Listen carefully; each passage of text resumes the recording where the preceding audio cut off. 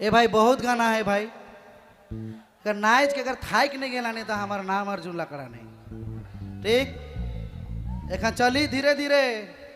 ए भैया दे कोट दे ई गाना के सुना मंजली हाथ खड़ा करा।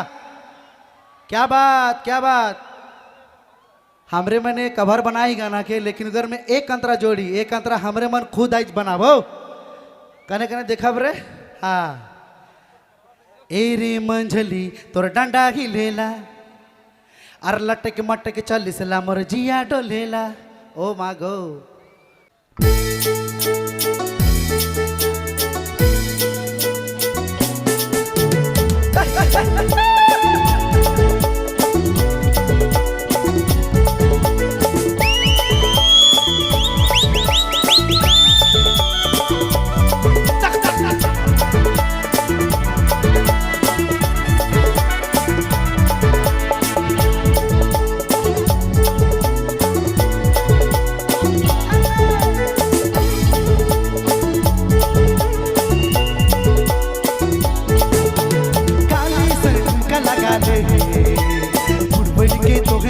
वाले ए मंजली तो के देख के हाय कैसन कैसन लागा दे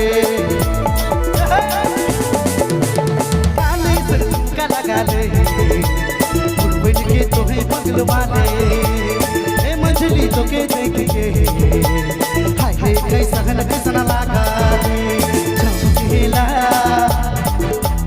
मचलेला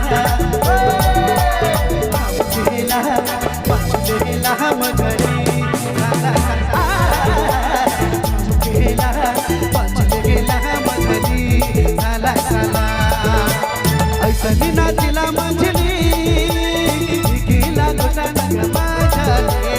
ऐसा नाचिला मंजली गीला गोटा नगमा झाले। चमकेला मचलेला चमकेला मचलेला मंजली चमकेला मचलेला मंजली साला साला।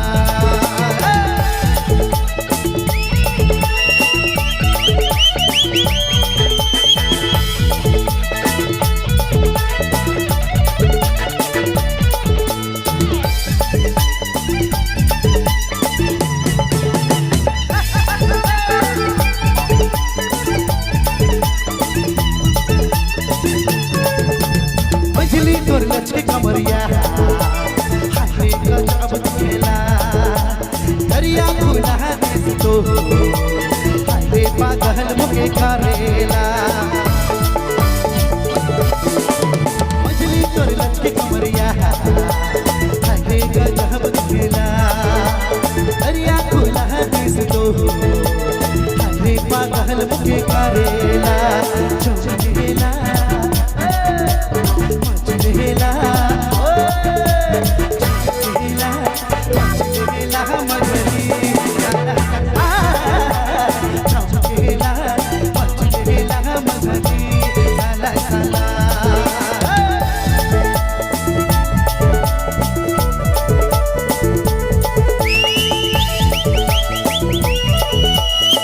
आपने मन नदी बबलू मोबाइल बैठमा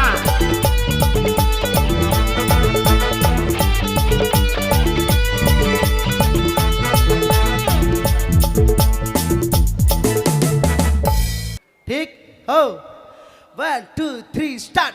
रे मंजली और डंडा की लेला और लटक मटक चल सला और जिया डोलेला। रे मंजली और डंडा की लेला और लटक मटक चल सला और जिया डोलेला। ऐसा दिना दिला मंजली गीला गोटा नगमा झाले। ऐसा दिना दिला मंजली गीला गोटा नगमा झाले।